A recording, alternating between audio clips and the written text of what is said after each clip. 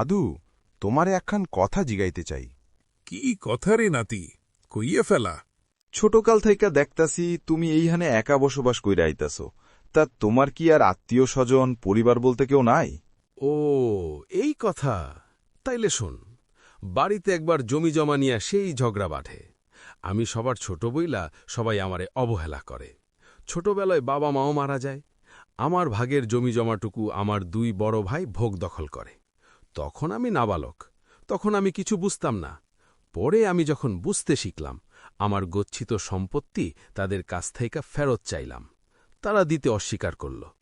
আমাকে ছোট ধাইকা খাওয়াইতে পড়াইতে নাকি তাগো অনেক টাকা চইলা গেছে। মনের দুঃখে একদিন কাউরে কিছু না বইলা একাকী বসবাসের জন্য এইহানে চইলা আসি। তখন থাইকা এইহানে আসি।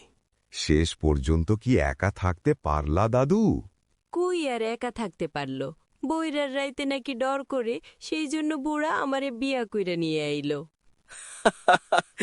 এই বুড়ি নাতিগোর সামনে এসব কি কস? শোন নাতি, এইহানে আইসা থাহনের বন্দোবস্ত তো কইরা ফেললাম, খামু কি? সেই জন্যে একজনের জমি আদি করলাম ভালা কথা, কিন্তু ইঁদুরের উপদ্রব শুরু হয়ে গেল। ফসল কাটতে ধরল, ইঁদুর তাড়াইতে নিয়ে আইলাম এই বিড়াল। কিন্তু সমস্যা হইল আরেকখান, বিড়াল রে খাওয়ানো কি? দুধ না পাইলে আবার বিড়াল থাকব না। বিড়াল রে দুধ খাওয়ানোর লেগ্গা কিনা নিয়ে আইলাম গাভী। গাভী আইনা পড়লাম আবার মহা বিপদে। গাভীর দেখাশোনা করব কেডা? শেষে তোর দাদিরে বিয়া কইরা সংসার পাতলাম। আর আমি বইয়া বইয়া বুইরা সব নাটক শুনলাম।